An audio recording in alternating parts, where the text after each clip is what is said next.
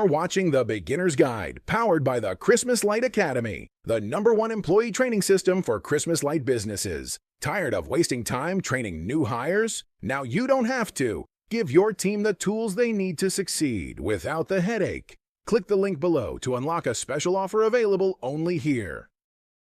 Okay, so how to cut the track, right? I mean, it's very simple. I don't think it needs to be overcomplicated with a miter saw. Even though there may be instances that you need to use the miter saw, most of your cutting is going to be done with some sheet metal snips, some tin snips, reds, greens, some straights, whatever you feel more comfortable with. I'm just going to go ahead and mark this with a Sharpie. Usually we use a more fine point so you don't see the line. But to cut it,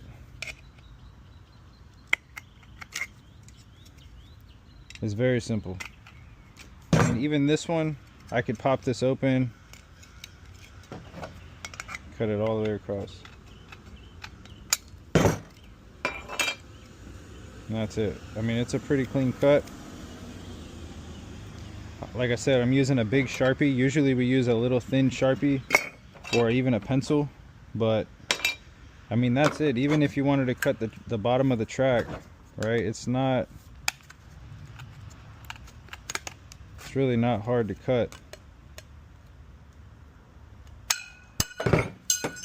Maybe bend that back in a little bit.